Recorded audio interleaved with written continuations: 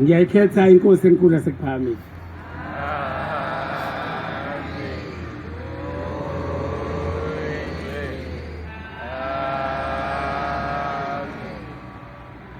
Ngiyayikhetha inkosi enkulu yasebuhleni bamaNazaretha.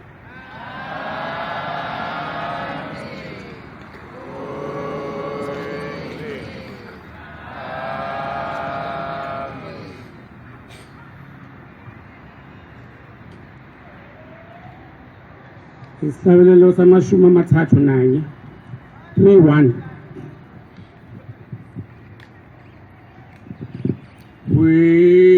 Wiludlawo Ludlawo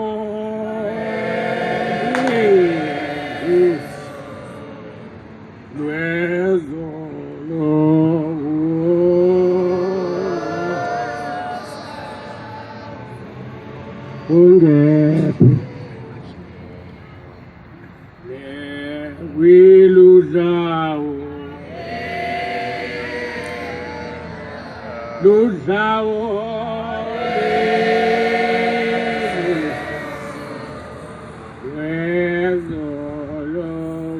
wezoloboza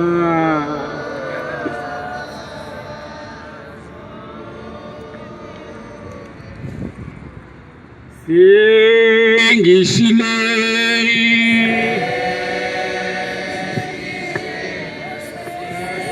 sekwani hawela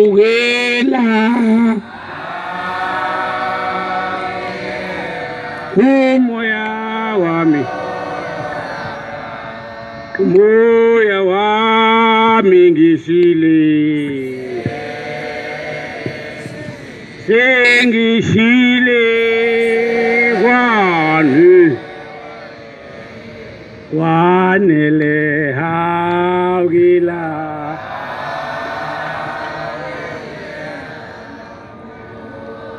umoya wami umzimba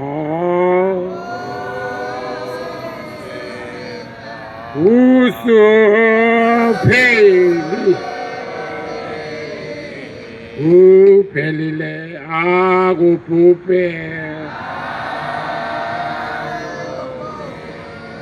okwenyama ukuze umoya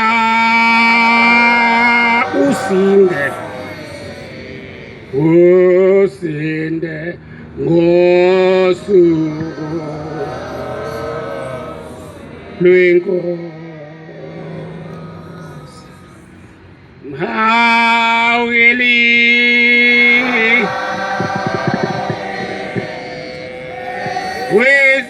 wezinyembe zihawela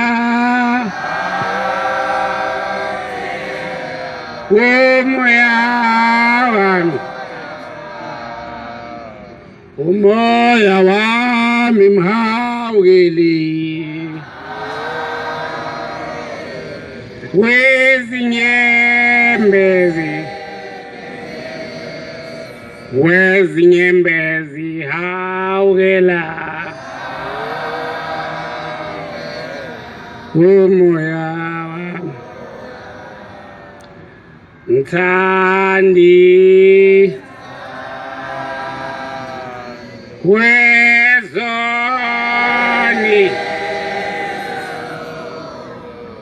hawila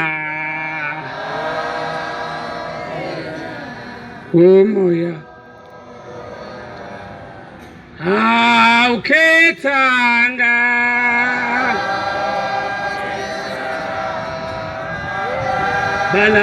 balalamu kubo bonke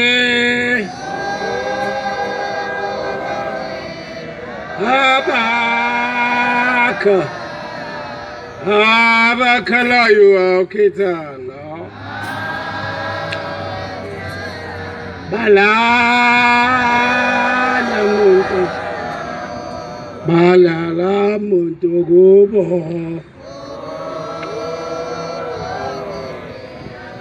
abakhalayo ngaweli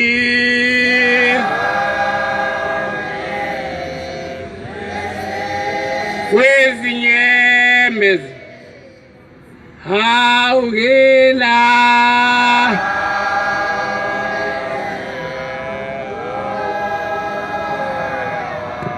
umoya wami mhawugeli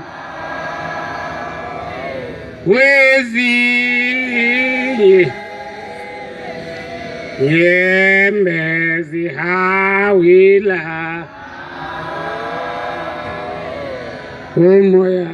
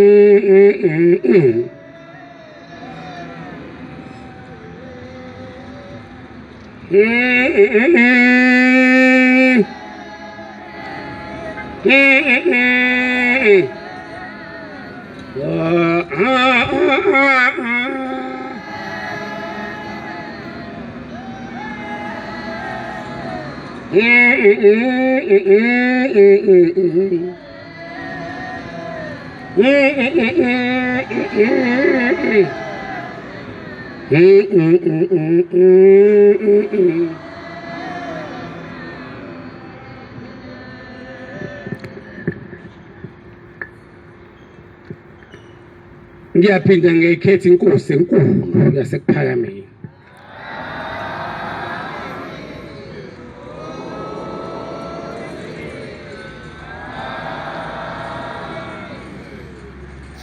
lapha maNazaretha sisenkolweni yokomoya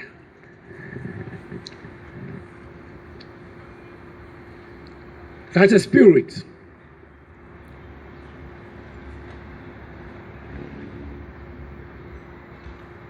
let me say a spirit growth sisenkolweni uma uyiNazaretha ngokamoya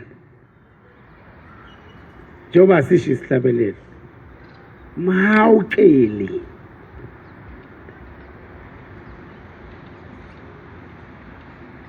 ngisinde umoya usinde ngosuku lwenkosi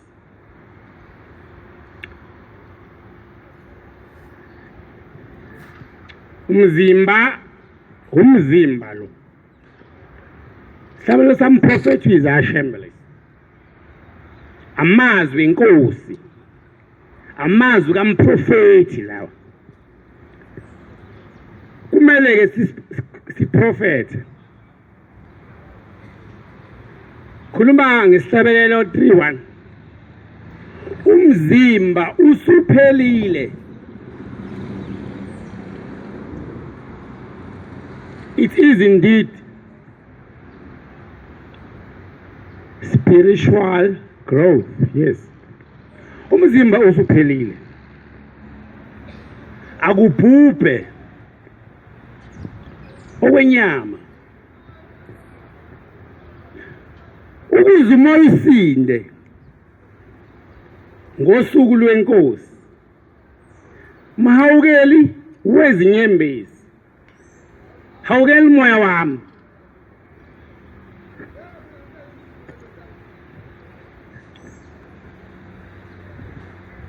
uma uspiritual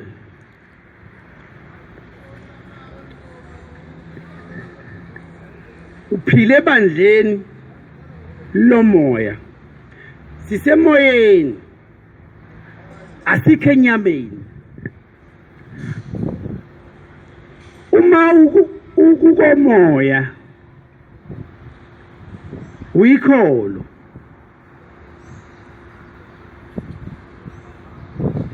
uyikholwa ngoba umoya wakho njengoba size la esontweni singabomoya sonke lenkonzo inkonzo yomoya size lapha ngoba size to our own higher priest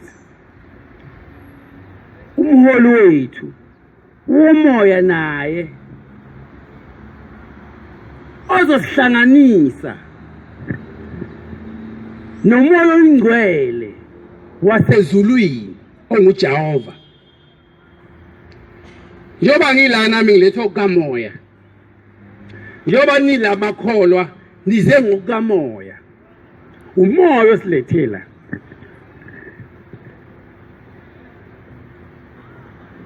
uma uphila ke impilo yokukamoya awuhlangani nokwenyama bakhona abantu abaphila okwenyama abantu abasenyameni umuntu obuka nje lokho kulanje lokho umzimba wakhe phela akhohlwe okungaphakathi kuye khona okungaphakathi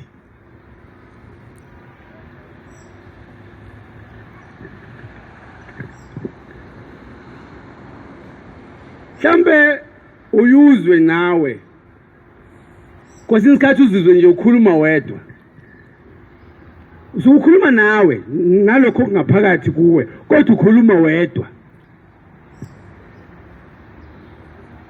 sasa ngiyaphi ungathi uyacabanga nje uyakhuluma ngizokwenza ukuthi angeke ngikwenze ukuthi hayi hathi ngigeze hathi ukhuluma wedwa kodwa ukhuluma nongaphakathi umoya ongaphakathi kuwe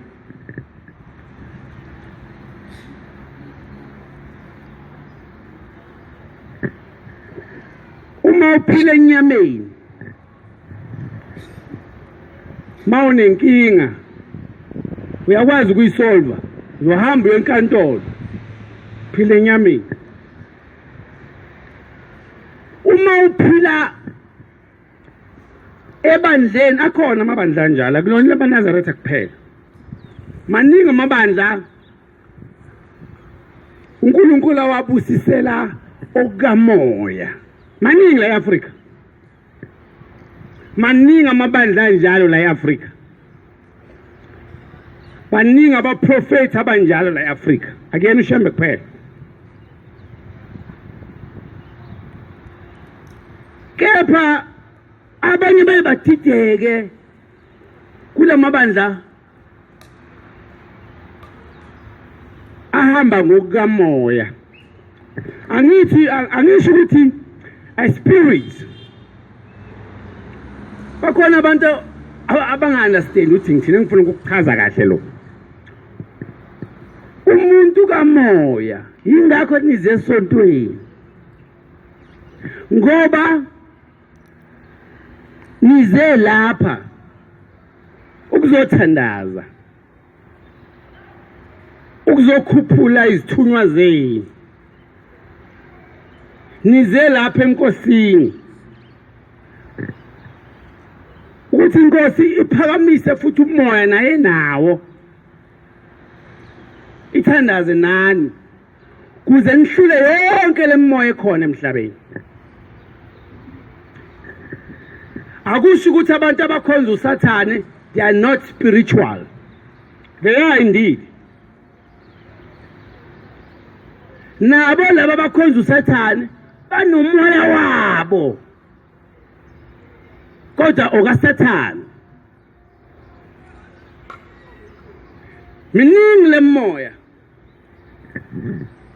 ingakho la emabandleni omoya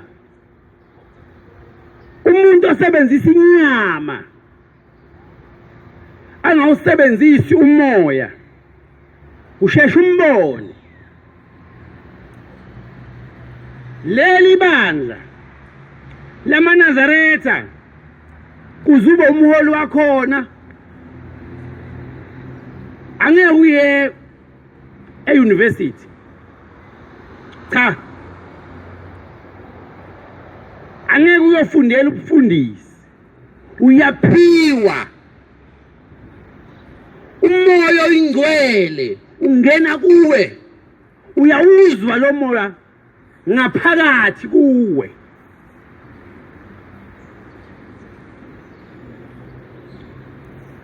Awuphili impilo yakho. Kunjalo ke noma sewuyiNazaretha, silapha nje sizokhulisa our own spirit, umoya wethu sizowondla. Sizela esabatheni ukuzokondla umoya wethu ongaphakathi. Baye bathi abanye umntwana ongaphakathi kimi uyaphila, umntwana ongaphakathi kimi uyakhuluma.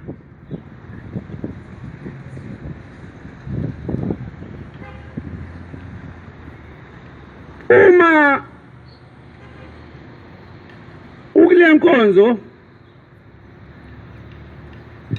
umoya wakho uyaye uhambe uhlangane nomholi wakho okuholayo oyimina, usuke kimi uyahlangana noNkulunkulu. Uyondleka ke manje umoya wakho, uyakwazi ke manje ukuvikela zonke izilingo ezikhona emhlabeni. Uyakwazi ukuthi noma ugula usinde. Uyakwazi ukuthi noma kuzoba nengozi uyizwe, ngoba umoya wakho ongaphakathi uyaphila. Sizokhulisa umoya wethu la, asizenzeli njengoba silapha. Akunjalo, akukho ukuthi sizawuzenzela, cha, nami angizenzeli. Kepha sihluke kanjani kubantu abaphila enyameni? Sihluke ngoba thina siyathandaza njalo, ngoba sisemoyeni, kuyasifikela njalo ukuthi konke asikubike kuNkulunkulu.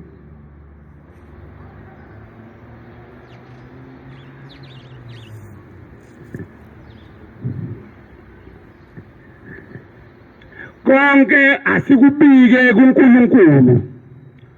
Uzwa kanjalo ke mawumuntu womoya. Kodwa umuntu ongayena umuntu womoya akanendaba naleyo nto. Akazi ukuthi kuyabikwa kuNkulunkulu. Cha. Into ayicabangayo yena imali yakhe esebhenki. Into ayicabangayo yena imoto yakhe. Ake ngikhulume nje i-example. Ngithatha imoto yami la, ngayisa eKhawashi. Abafana bayivula, bayifaka amanzi yonke indawo. Le moto yami ayihambi ngebhetri, iyachargewa. Ayihambi ngebhetri, iyachargewa. Imoto yami ihambi ngebhetri, kumele uvuke ekuseni uyicharge. Kusho ukuthi ifane nefoni. Ngakho ebusuku ngiyayicharge or ekuseni ngivuke ngisithathe kakhulu, ngiyileke nje noma i-hour. Bayifuqa amanzi abafana. Wonke uBMW. Hawu. Ifileke manje imoto. Ngihlekiswa yini njengoba ngisho njalo.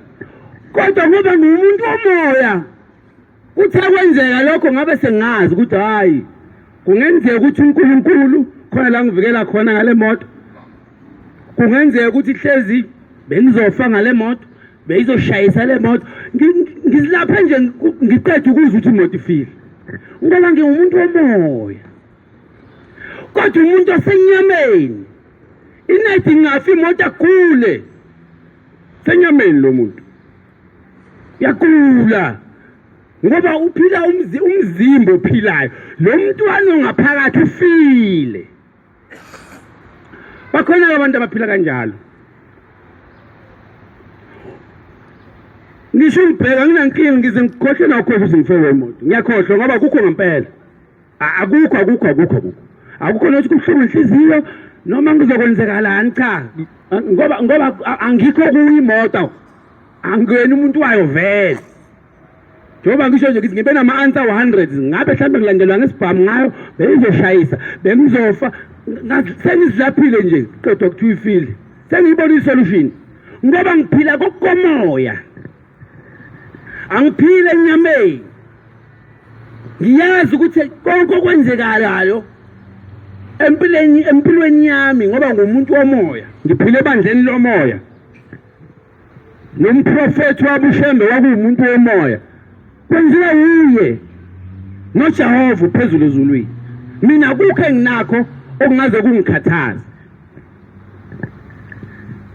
uyazi khona abantu abamabhiliyoni makuthiwa imali idliwe ebhenki ilahlekile kakhulu umuntu phelile ibhiliyoni ngoba uphila ngomzimba uwumuntu ngaleya mali esebhenki uhlonishwa ngaleya 4 billion omunye makuthiwa imoto ishayisile noma ifile umbona ngomunye othela imoto nje zizibe u-20 yiLamborghini yiLand Rover yiRolls Royce yiBentley yiBM zonke le moto uyajabula uma uyibona lezi imoto iyona nto kuye lo mntwana ongaphakathi kuye akasekho into ephilayo ilezi imoto ubuka lezi imoto ubona yena isibindi sakhe ileya Bentley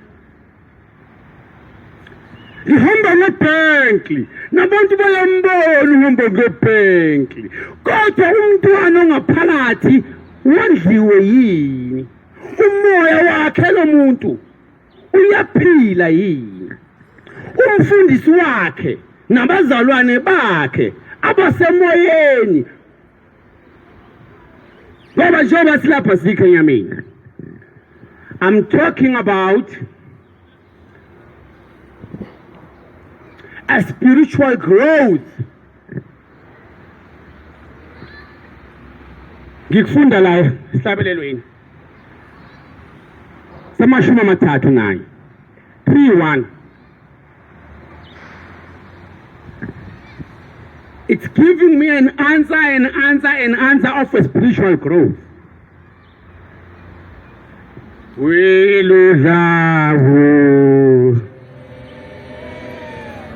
Ludlawo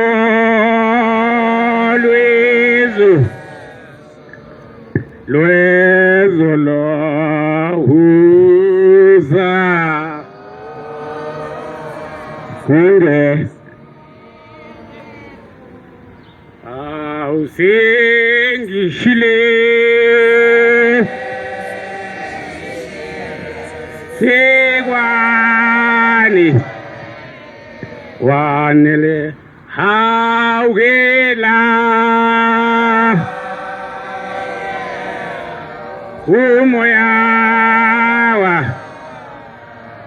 umoya wami ngishile sengishile kwani le hawgela umoya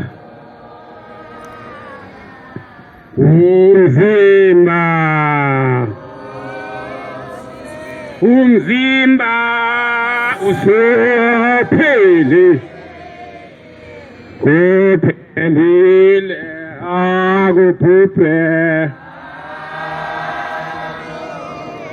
kukwenya umzimba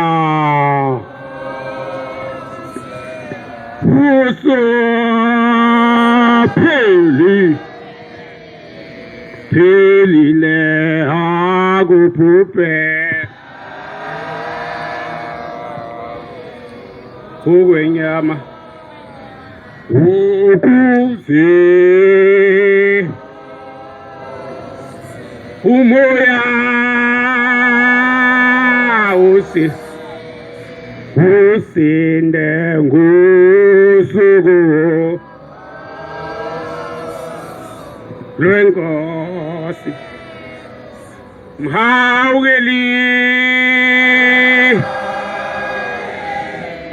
wezinye imphezi hawukela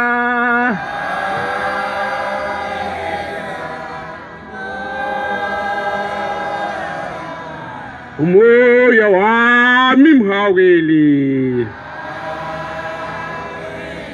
wezinyembe zihawila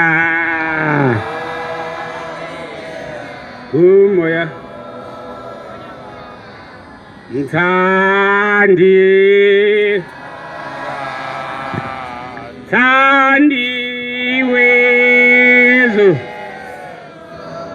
wezoni hawila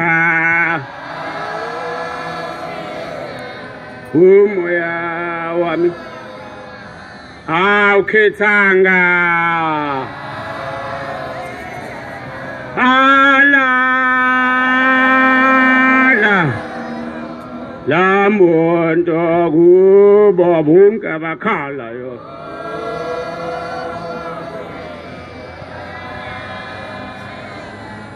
hawukeli wezinyembe zihawukela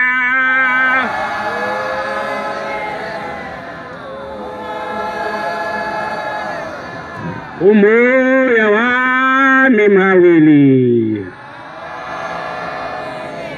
wezinyembe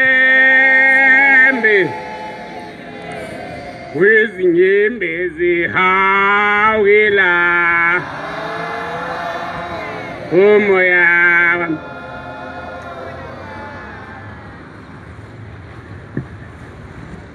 kwenzeka njalo uzwe njengoba usuthi wena ukhuluma kodwa nawuphuma nje usukukhuluma nami ngiyakhuluma nomgeze uyakhuluma usukhuluma nawe usukhuluma wena khona nje ungaphakathi kodwa bawungacaci ngeke umbone hayi uthi khona into ozoyibona uwe kodwa ungaphakathi ngihamba hayi athi ngebhenki athi ngani athi ngemsebenzini athi ngani kuyenzeka ngoba umuntu womoya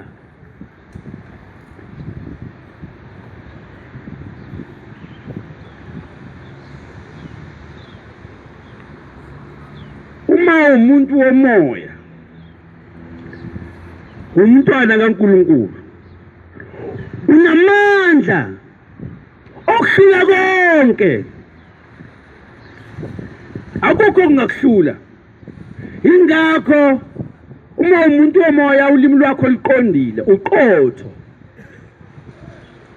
ngeke sizwe kuthiwa sewudlwengula ingane cha ngoba umzimba wakho khona abanjalo umoya wakhe uthi ungayenzi lokho umzimba kodwa umshova le umzimba uthenza hamba ubulala hamba uthakatha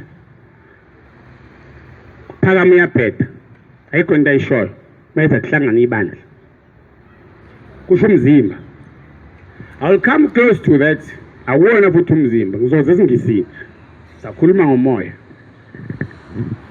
la emoyeni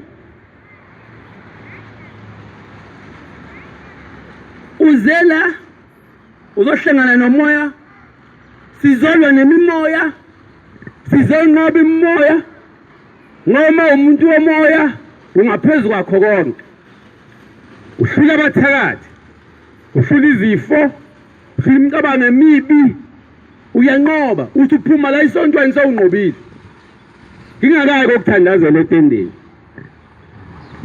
yini le eyenza ukuthi kufikizwe kimi njalo maphelisa bathi athandazela labantu angizange ngitshele ukuthi ngiyoyeka nini namandla ngakatshela kuthiwa ngibathandazele njalo maphelisa bathi ukuthi baphila nini angazi ngibathandazela umoya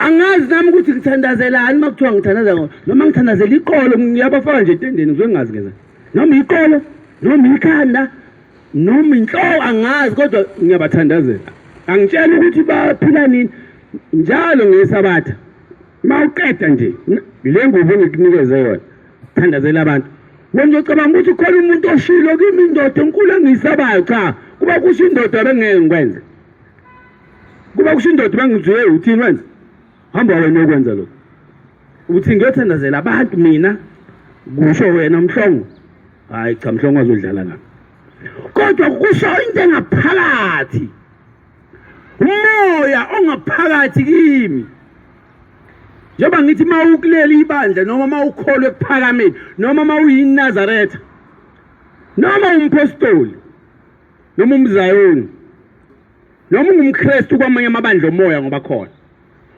unomehluko kunabantu benyama khona amabandla abantu benyama laba bathandazela abantu babawisa babaqhubekise benze zonke izinto inyama leyo wayo abekho emoyeni basonda nabo ba-spiritual futhi bahayiza nabo kubezwe behayiza they are also spiritual njengoba ngisho ngithi nabakasathane nabo ba-spiritual nabo banendlela yabo yespirit sakhona kodwa asihambelani nalaba bakamoya wobunazaretha umoya ola enkonzweni njengoba ngikhuluma nanje osebuhleni uyangizwa njengoba ngikhuluma oseginyezini uyangizwa osethembe ezinhle uyangizwa ungizwa ngani na ushaya uvalo njalo mangabe kade lalela inkosi yakhe noma umfundisi wakhe oshumayelayo kuba novalo njalo umshayayo acabanga ukuthi wonile kanti mina ngiyakhuluma kuye ekulelo thembeki umoya ke loyo ngoba njengoba ngilapha ngikhuluma ngobunazaretha ngikhuluma ngoshembe wonke umuntu oyinazaretha emhlabeni uyangizwa mangikhuluma noma ngazangibona ngoba ngingokukomoya naye ukokomoya ongahlangani nenyama uma usenyameni uyaqala funa amasutha amaningi abizayo neyimoto eziningi nemali uba umuntu wena ngale mali umuntu agule nje aguliswa ukuthi ake ningitshele uguliswa ukuthi imoto ishayisile noma imoto intshontshe usagula usagula ke hawu ugula kanjani ngoba uphila imoto le iyazelaphi amunye ngathi ibhiliyoni ngoba kasele ibhiliyoni akasaphuma eminyango manje ube yinto ngoba kuphila ngaphandle kuye kuphila lokhu umzimba ngaphakathi akuphili uma kuphile ngaphakathi ziyokwanda lezo imoto ungaziyazi zande kanjani ziyokwanda inkomo ungazande kanjani siyokwanda isibawu uyabona amasude lokho engenile ukuze ungabusawafuna kwawena ngoba usemoyeni awazi ukuthi akwani lamasude usemoyeni njengoba ngilapha ngokomoya angizizelanga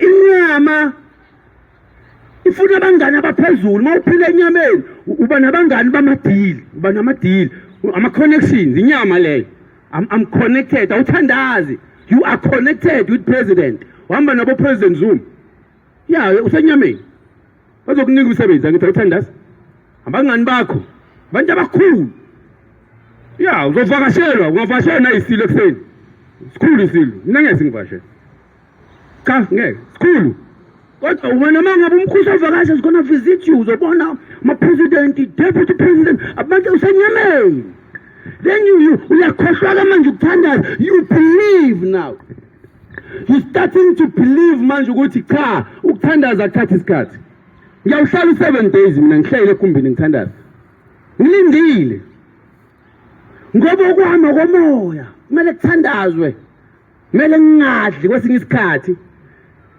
Umzimba wami awukho enyameni, inyama ngiyazi.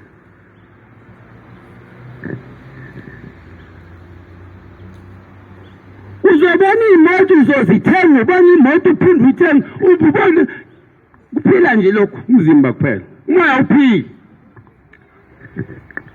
Athi ngikhulume no-science.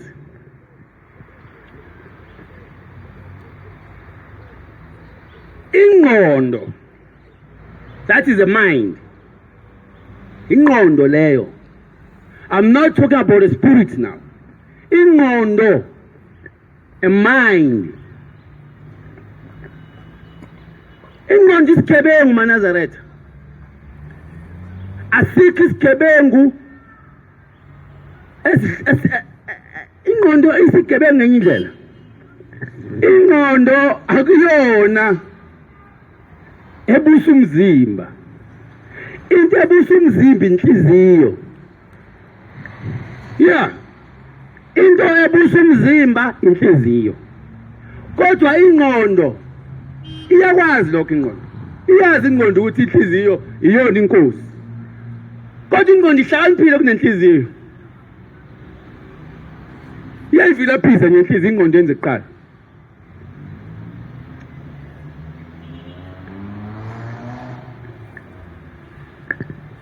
Yes.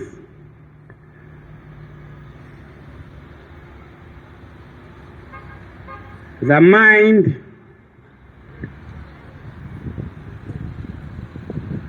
is afraid of the heart. Ingqondo yesaba inhliziyo. Iyazi ukuthi inhliziyo mayingenza into izokwenzeka and yenzeka, kodwa inhliziyo igwala. Igwala inhliziyo. Inhliziyo mayingathi kuphi imali manje, kuzothi ingqondo angamniki ukuphakama. Suka manje first. Mhlawumbe bomkhokheli befuna nge-50 rand ngesabantu uma iphela inkonzo. Inhliziyo iyasho inhliziyo yomkhokheli lezo, yebo umkhokheli uzonika izinkonzo 50 rand. Kusenhliziyo. Bese inhliziyo. Ngesabathu uzonika inkonzo. Ingqondo ihlala kabi. Ingqondo ayisuka-ke ngemele ngigibele, kumele ngithenge airtime, kumele ngithenge idatha, ubaba ngimnika 10 rand. Dala ingqondo ibenzile ubugebengu bayo yayirobha inhliziyo. It's a problem of the whole world le ngikhuluma. Le nto ngikhulumayo into ingqondo njalo kade yaba inkinga enhliziyweni. Into esifika umhlaba wonke njengoba kubulawana nje emhlabeni yilokho. Uma inhliziyo ingaba, inhliziyo is a master, inhliziyo inkosi. Inkosi inhliziyo yomzimba. Inhliziyo inkosi yomzimba. Nayo ingqondo iyazi ukuthi hey unhliziyo uma engagoloza ngizenkingeni. Hayi ukuthi ayazi ingqondo. Iyazi ukuthi hey unhliziyo mayifuna into angayithola manje yenze, kodwa hayi unhliziyo lutho. Ingqondo isho kanye nje inhliziyo asiye ngapha. Ingakho ngithi isigebengu. Ithi inhliziyo ifuna ukwenza okuhle. Ngizohlabela abakithi ngoDisemba. Ithi ingqondo hayi suka athi ngithenga ibhayisekile. Athi ngithenga isicathulo.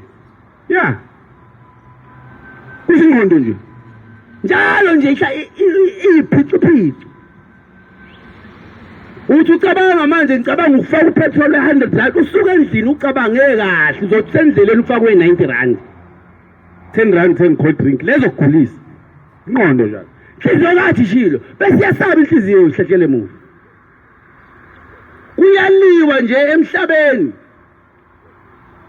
Sonke siliwa inhliziyo. Kuyabulawana nje emhlabeni. Siyadivorsa. Njengoba uphakama ekhuluma sakuhlangana ibandla lamaNazaretha. Kuyiqiniso ukukhulunywa uphakama. Siyakuzwa.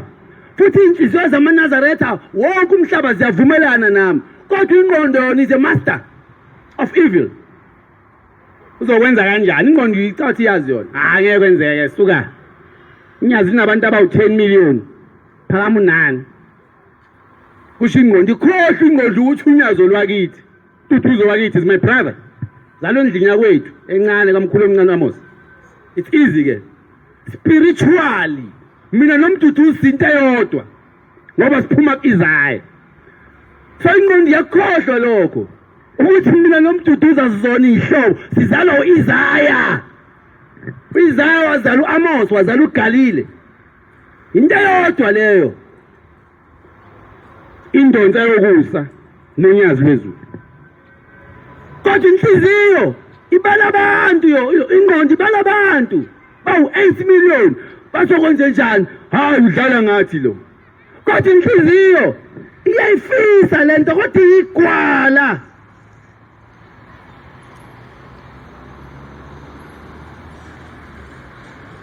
bangaka abantu abathi besakhula abaluza intombi ababeyishela ngengqondo inhliziyo ifuna le ntombi yakwaKhumalo ingqondo ifika la igoli inhliziyo ayimthanda uMazondi kodwa ingqondo iyamthanda ngoba uyakukhohlisa la kuMazondi ku-easy uMazondi ayithanda imali kusho ingqondo akayithanda imali akahlakaniphanga ngizombamba kanje iyacabangela egcineni wehlathini inhliziyo ithule la inhliziyo yagoloza khona kuma yonke into iyazi nangqondo yenza lutho kwayona ingqondo bayingathi inhliziyo manje ngenza ukuthi iyazi na ingqondo ukuthi sekusho inhliziyo lo manje inhliziyo ubokubona mawuzothi hayi ngizoya ekhaya usacaba mawungathi manje ngekhaya isoba la ingqondo ithula ngathi ayikho ngasilahla ngisho imali ngithantenza kahle uyabona nje mawulahlekelwe imali ekhaya kusokhuluma inhliziyo ungazi ulahla ngisho imali ngoba manje isihliziyo ngiye ekhaya manje ayikho into ezoyenza ingqondo yohamba uyothithi balozi uyongena ekhaya uyozukhohlwa ipasi egoli makuthiwa sikufakela imali eShoprite ngoba ingqondo beyingasasebenzi bese kusebenza inhliziyo ngoba inhliziyo iyinkosi yomzimba kodwa iqinelwa ingqondo yona ingqondo kodwa iyazi ukuthi the heart is a master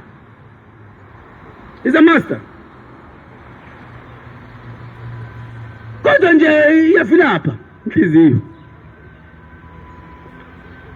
umuntu ahambe endlini ethenga uCrooked and Jones abuye noJohn Drake kohliswe ingqondo Crooked and Jones u1000 uJohn Drake u400 unawo 1000 abuthenge lo biza Crooked and Jones cha afika ethi masethenga kaCrooked and Jones ajike yena majikiswa ingqondo inhliziyo ifuna lo Crooked and Jones akasafuni ikhohlisa yena manje uyayikhohlisa akasafuni ukudlula lapho kaCrooked and Jones uyazi ukuthi inhliziyo ifunani bantu uJohn Drake lokho ayikhohlisa ayi muhle na uJohn inhliziyo muhle lo John Drake muhle akasafuni ukudlula ngale kwaCrooked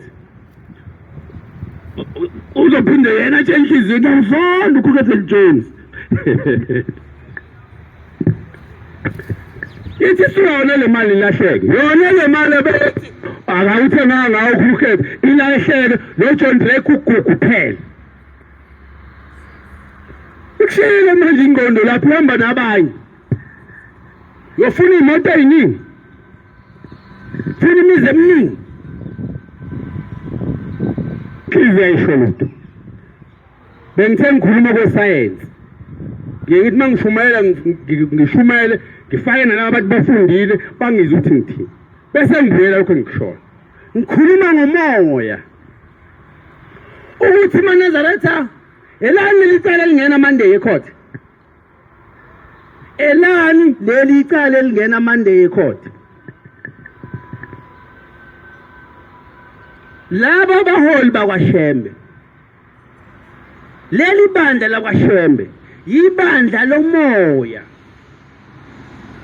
alidingi OCRL commission cha there is no commission engakhuluma indaba yokomoya lokho engikhulumayo ayikho inkantolo engakhuluma ngokomoya alikho ijaji elingakhuluma ngami nguShembe. Uma uthatha unyazi lwezulu ulise enkantolo mina ngingaphandle kuzoba inkinga ngomoya mina kuleyo nkantolo. Uzolahleka amaphepha lapha enkantolo kanti uphakama. Ngoba uphakama wakuba kwaMduduzi. Manje abe khona naye lapha enkantolo. Enzeni uphakame ngowomoya nje? Enzeni amaNazaretha asejipe ngawomoya nje?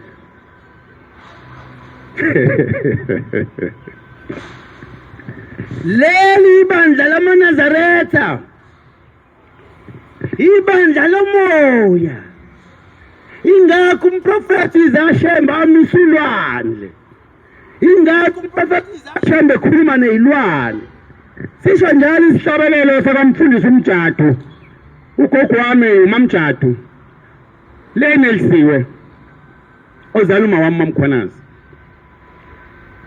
Umfowabo kagogo wami uMamjadu enelisiwe. Wahlangana nomprofeti Izashembe phethe inkawu. uShembe ukhuluma nezilwane, umoya loyo. Shembe ndodana gamayekisa ngehawuke lemina yashunja linkawu ingani ezudlula kuyo yathi mkhululi weziboshwa ngehawuke lemina ngimshiyiluba banomami angazilapha ngiyakhona umoya loyo. Inkawu yayikhuluma noShembe ngomoya. Yayingeke inkawu ithi ayikwazi ukukhuluma inkawu maNazaretha. Ayikwazi ukukhuluma. Yayingeke inkawu ithi hawu sobona ayikwazi ayinayo you can go to any inkawu. Angaze ke ngikhulume ngokuba udoctor. If you're a doctor you know ukuthi what is the meaning of a tongue. Ulimi lenkawu lincane. Angeke ikwazi ukuthi Shembe inkawu ngeke kwenzeke. You can Google it, you can do any research about it. No, ngeke kwenzeke. Ayikho inkawu engathi Shembe ndodana kamayekisa ngihawukele ngimshiyile ubaba nomama ngazi lapha ngiyakhona. Kepha yakhuluma ngomoya, spirit. Wayibheka uShembe yakhuluma inkawu ngomoya. uShembe wayiphendula ngomoya. Manje uma ungitshela ukuthi wena uzothatha ibandla lawaShembe uyenkantolo njalo. Usenyameni. Awusekho emoyeni manje. Usenyameni. Ngoba manje laphana uyobhawela my lord manje.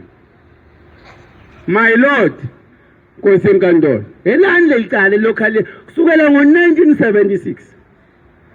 1976 kwahamba ubaba JG. La ngaphuma Scott nabathwala abangu. Ababoni ngani abantu abangamaNazaretha ukuthi ingane zakwaShembe kumele ihlale phansi ikhulume lento. Iphele. Ngoba lento yasemaqhugwaneni. Mayithinga isintu siyabaza ogogo bashada kangakanani evereleme. Umkhulu siyazi eganwe kangakanani. Singaye esintwini. Ilungiswe ngesintu. Mayithinga democracy, yes, we're in a democratic country. AmaNazaretha angahlala phansi kuba kuvuleleke wonke umuntu asho ukuthi uthini ngaleli bandla kunalokho kulokho ke enkantolo kungcolisa ubaba kungcoliswa nathi kungcoliswa isonto kungcoliswa nabazali benu.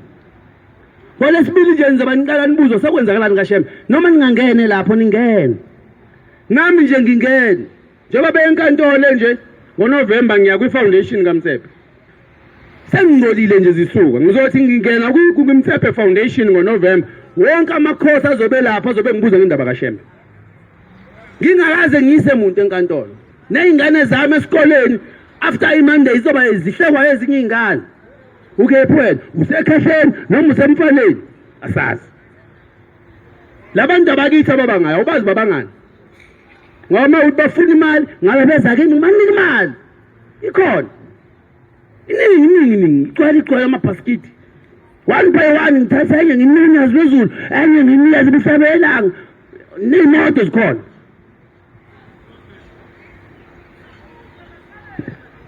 ngoba sonke manje siyaphazamiseka emoyeni nesihlalo sobukhosi siyaphazamiseka uma kuzosuka abantu abangabaholi bakwaShembe abantu abalandeli abamamiliyoni bawahlambalaza isonto enkantolo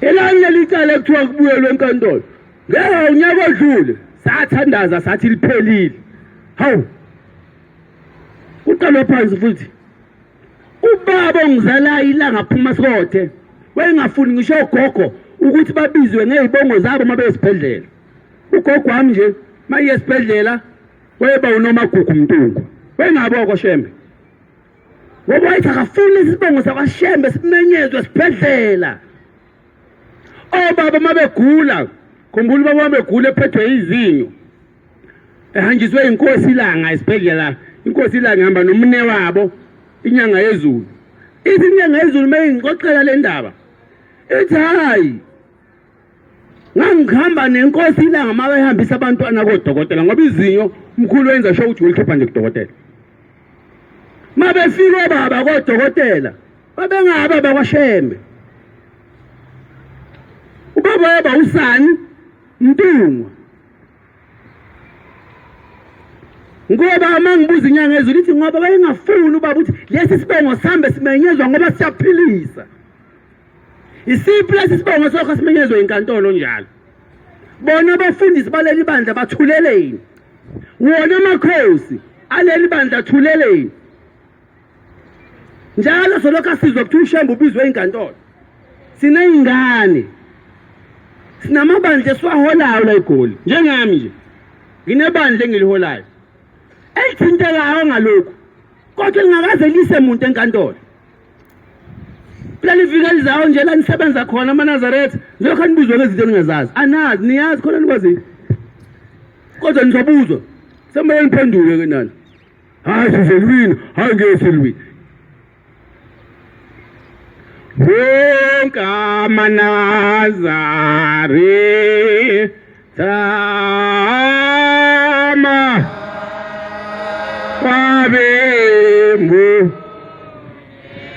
abe munye wonke Nazaretha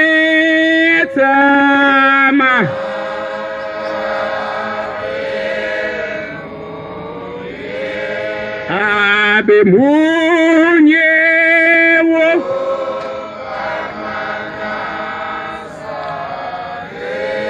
Nazaretha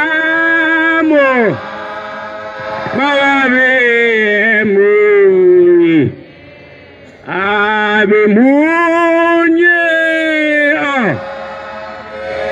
benjengebo njengebumbalikasi simende amaNazaretha namakhosi nabefundisi nabavangeli bebandla laseBuhleni nelaseGilezini nelaseThembezini nelasePhakameni nelaseGoli eliholwa yimina ake basenzele isiguqo basithandazise siyingane kaShembe ke susu babe inkantolo sibuyele emakhugwaneni sihlale phansi sikhuluma indaba yakwaShembe kubhlungu kimi ukuthi lelicala libuyele enkantolo futhi njalo yimi inkosi akuyona inkosi yimi inkosi kuyase kube yiningi sizele siningane lokhu kuhlambalaza ibandla kuhlambalaza nesithunzi somoya njengoba ngisho ngithi leli bandla elikama ngoba yikho into abayele enkantolo kade ngabatshela ukuthi akuyo emaqhugwaneni ngaphandle kwemali angazi umuntu akayiboni noma seyiningini uma unemali ayiboni uma iziningi mfundisi ngoba sebenayo manje nalowo sisembezile yacabanga unayo manje moyena ihamba ngemessage sepheka phezulu ikhona ngoba umthetho uzosinika nje imali ngoDisemba iningi le mali Disemba bayithola bezobe bekhona lapha amamiliyoni abaneli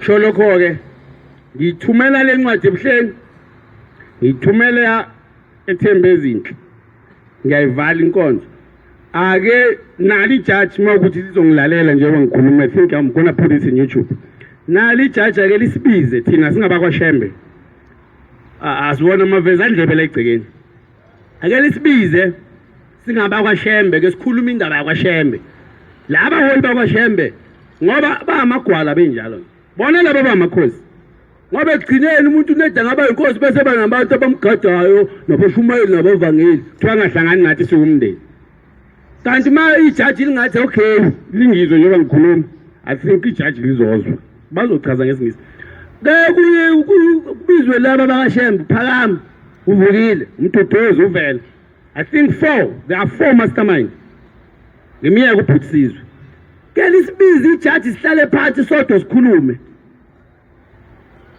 mina ke hawu manazareth aniyazi ngiyakuphela ukuthi wasingahlangananga ngabuya sengigcoba abanye khona la mayibona inkosi asekuphami sengigcobile so wena so yale wena hambe ngo-retire hambe ngiye-retire wedlela le-Israel ngoba kubalulekile kumele ngiyele Israel manje ngilungisela umphongolo wezivumelwano nokuyovula isango legolide lapha e-Israel inkosi ibisophama abangcwele